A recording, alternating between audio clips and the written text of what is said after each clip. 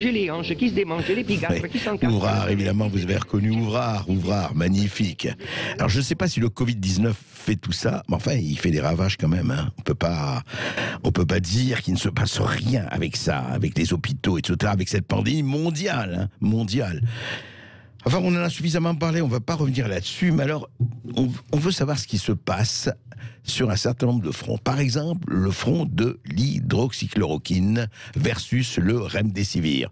Vous allez me dire, c'est deux médicaments très différents. Oui, très très différents. Mais l'un, il est entré dans le même public. Le Plaquenil et tout ça, on sait, il ne vaut pas grand-chose, $2. En revanche, le remdesivir, c'est la dose de remdesivir vaut 2000 € pièce. Et d'ailleurs, début octobre, la Commission européenne a commandé 500 000 doses de cet antiviral. C'est-à-dire 1 milliard d'euros, la Commission européenne a commandé, ça y est, commandé, ferme, etc. Et on nous disait monts et merveilles de ce remdesivir, notamment, par exemple, Martin Blachier, médecin épidémiologiste, nous en parlait dans C'est dans l'air, et voici ce qu'il disait. Il y a une étude qui est sortie ce week-end dans le New England Journal of Medicine, qui est encore mieux que le Lancet, qui montre qu'il y a un autre traitement qui est très efficace, qui est le remdesivir, et en particulier chez certains groupes de patients. On a des résultats très intéressants chez les patients qui sont sous oxygène mais qui ne sont pas ventilés. Donc ça, je pense que c'est un vrai espoir pour les patients et on va en entendre parler, je pense, et ça va très probablement un petit peu balayer les histoires de l'hydroxychloroquine. Alors, on va balayer l'hydroxychloroquine, on ne va plus entendre parler que le remdesivir. Mais, vendredi dernier, l'Organisation mondiale de la santé, c'est pas rien, on se rappelle que le Lancet avait fait des études bidons, et sans parler du New England Journal of Medicine, a mis à jour son avis sur l'utilisation de remdesivir comme traitement contre le Covid-19. Eh bien, l'agence onusienne, l'OMS, déconseille de recourir à ce médicament développé par le laboratoire Gilead. Il dit, on ne peut pas dire à ce stade que le remdesivir n'a aucun bénéfice, mais le fait que son efficacité n'ait pas été prouvée, c'est l'OMS qui parle, conjugué à ses inconvénients, possibles effets secondaires et coûts, conduit à ne pas le recommander. Alors juste un mot, mais la Commission européenne les a achetés pour les distribuer aux divers États, dont la France, dont les autres. Alors qu'est-ce qu'on fait? On le prend, vu ce qu'ils disent, vu que c'est loin d'être absolument d'une efficacité parfaite ou pas? Question, on ne sait pas. Et l'hydroxychloroquine qu'il fallait être balayé, etc., et bien là, c'est l'autre front. Alors l'autre front, eh bien, le professeur Raoult a été condamné en France par l'Ordre des médecins. Une section disciplinaire a convoqué le professeur Didier Raoult dans le cadre d'une plainte lancée en septembre par la Société de pathologie infectieuse de langue française. Alors, on y va, là, on ne mâche pas ces mots. Infraction avec les recommandations des autorités de santé, thérapeutique et association médicamenteuse non éprouvée, au minimum inefficace, au pire dangereuse. Ils vont même jusqu'à accuser le professeur, oui, de charlatanisme. Alors, effectivement, elle n'est pas interdite. On ne va pas rappeler toute l'histoire avec Agnès Buzyn qui rangeait la chloroquine au rang des substances dangereuses, etc., etc.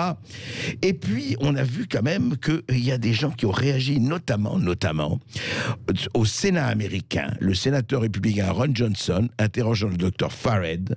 Le docteur Fared du grand Health Center Medical Pioneers a ardemment défendu l'hydroxychloroquine en disant que ça fait un bien fou à tous les patients qu'il a traités. Et je rappelle simplement que la Belgique vient de réhabiliter l'hydroxychloroquine en disant en tout cas qu'il n'y a pas... le groupe qui a reçu l'hydroxychloroquine de mars à mai a vu sa mortalité réduite d'un tiers. Alors, ils disent le produit est un bon anti-inflammatoire, n'a pas d'effet antiviral, une région italienne aussi. Alors, qu'est-ce qui se passe exactement sur ce front? D'un côté, on achète un médicament et un milliard d'euros, excusez du peu.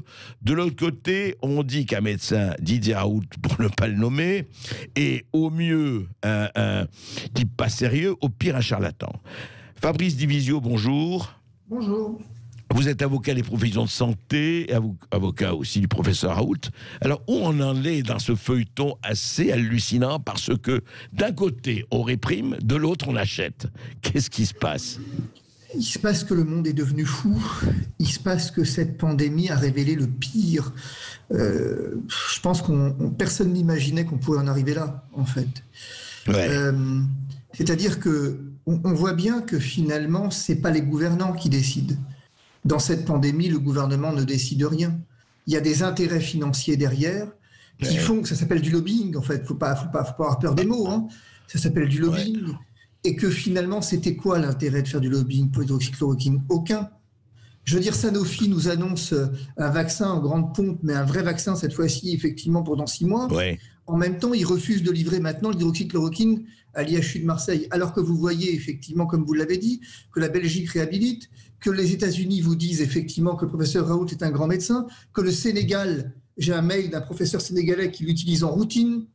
Si vous voulez, il y a une hystérie qui s'est emparée de cette épidémie, et à un moment donné, Raoult est le bouc émissaire facile, quoi, aussi. C'est tout. C'est tout. Mais, je pense qu'il ne faut pas se tromper. Ouais. Personne ne voulait l'hydroxychloroquine, absolument personne. Et le problème, c'est que si le mensonge prend l'ascenseur, la vérité prend l'escalier, et là, on en est déjà à la moitié du chemin, quand même. Puisqu'on voit que, que quand même, à un moment donné, les médecins ne sont pas stupides, et ils sont obligés de constater face à une résurgence épidémique qu'il y a des trucs qui marchent et qui ne sont pas chers, quoi. Et que au fond, les études bidonnées, on s'en tape quelque part. Ce qui compte, c'est aussi cette réalité du terrain. Donc il y a eu plusieurs centaines de médecins, d'ailleurs Fabrice Divisio, je crois que vous les représentez en partie, ont pris fait et cause effectivement contre ce diktat de cette société de pathologie. Mais il y a plus que ça. Il y a plus que ça, si vous voulez. C'est que moi, j'ai un problème qu'il va falloir que je gère. Oui. C'est qu'en fait, j'ai trop de médecins du monde entier. Du monde entier. Du monde entier, du Brésil, des États-Unis, j'en ai du Sénégal, je passerai une demi-heure à vous le dire, d'Italie, de Belgique, j'en ai du monde entier qui chaque jour effectivement m'écrivent en disant mais qu'est-ce qui vous prend? J'ai été interrogé la semaine dernière par un journal africain qui dit mais écoutez, je me permets de vous appeler parce que nos médecins ne comprennent pas ce qui se passe là. Qu'est-ce qui vous arrive? Est-ce que vous vous rendez compte que la Société de pathologie infectieuse de langue française, donc la SPILF, s'est permise d'écrire à un chef de service sénégalais pour lui dire en substance, pour l'interroger sur la chloroquine et l'azithromycine? Ah d'accord, C'est-à-dire qu'à un moment, on a une hystérie qui s'est emparée de cette histoire où on se demande effectivement vraiment si c'est encore de l'ordre de la médecine, de la science. Est-ce que c'est encore... c'est plus de la médecine, en fait. Là, c'est devenu du dogme. Il y a autre chose, en fait. Oui, mais mais vous l'avez dit au début, Maître Divisio, cette hystérie, elle est aussi un peu économique. Enfin, elle cache des enjeux économiques. Et fait, l'hydroxychloroquine ne vaut rien, pas ne vaut rien au niveau valeur, ne coûte rien. Et donc, c'est dans le domaine public, donc ça n'intéresse pas. Alors que je rappelle que, par exemple, le Remdesivir, mais il n'y a pas que le Remdesivir, c'est 2000 euros la pièce, enfin la dose. C'est quand même autre chose, hein, c'est plus intéressant. Mais vous savez, je vais vous dire, en fait, là où j'ai un problème en tant que spécialiste, moi, en droit de la santé, mais c'est qu'en fait, on s'en fout de tout ça. C'est-à-dire qu'au fond, si les médecins ont envie d'utiliser l'hydroxychloroquine hors AMM, je veux dire, à partir du moment où c'est pas dangereux, à partir du moment... Et vous comprenez pourquoi il a fallu qu'on passe par la case dangereux. On est passé par la case inefficace et on a terminé par la case dangereux. Pourquoi? Parce qu'un médecin qui utilise un médicament inefficace, je veux dire, ce sera pas le premier, ce sera pas le dernier, quelque part. Bien sûr, chacun fait ce qu'il veut. Mais à partir du moment où c'est dangereux, ça devient un délinquant. Et donc, il a fallu qu'effectivement, on fasse passer le stade de inefficace à dangereux pour dire aux médecins... Si vous le prescrivez, vous êtes des délinquants, et aux pharmaciens, si vous le délivrez, vous êtes des délinquants. Et du coup, on a instauré une dictature de la peur, exactement comme tout, et du coup, les médecins se sont dit, mais ça n'a pas marché, parce que les médecins continuent à prescrire. Mais on a effectivement on a cédé à une dictature de la peur, et c'est pour ça qu'on est passé par la case danger. On me demandait pourquoi est-ce qu'on dit que c'est dangereux? Mais pour ça, parce que finalement, un médicament hors AMM, je vais vous dire, mais c'est le lot commun en pédiatrie. Bien sûr, vous faites ça tous les jours. Mais là, on a dû insister sur la dangerosité pour dire attention. Vous êtes des délinquants. Oui, un point d'information, Fabrice Divisio. Aujourd'hui, un médecin a le droit de prescrire l'hydroxychloroquine, par exemple, pour ne parler que d'elle. Mais est-ce que le pharmacien, si moi je vais avec une ordonnance aujourd'hui d'hydroxychloroquine, le pharmacien doit me la livrer ou pas? Alors, il doit vous la livrer, mais il peut vous la refuser s'il considère déontologiquement que c'est pas conforme à votre état de santé, mais c'est du cas par cas. J'ai vu effectivement des situations dans lesquelles des pharmaciens se seraient groupés pour dire on refuse de délivrer l'hydroxychloroquine. Ça mériterait quand même une petite saisine de l'ordre des pharmaciens, parce que là, ça n'est plus dicté au cas par cas par l'intérêt de la santé, mais nous avons des pharmaciens qui se font médecins. Et là, ça pose quand même une difficulté. Au cas par cas, dans le cadre d'un dialogue singulier, d'un colloque singulier, avec effectivement le patient et sous réserve d'en informer le médecin, oui, on peut, eh bien le pharmacien peut, bien sûr. Mais c'est tout. Et dites-moi, cette hystérie dont vous parlez, parce que c'est vrai que ça a pris des proportions hallucinantes, avec évidemment le Didier Raoult en personnage principal, et on a bien vu que ça sortait complètement du cadre médical pour passer à autre chose. Est-ce qu'à votre avis, quelles sont les conditions, enfin, qu'est-ce qu'il faut pour rétablir au moins un peu de sang-froid sur tout ça, quoi? Faut attendre le vaccin C'est trop tard. C'est trop tard. C'est trop tard.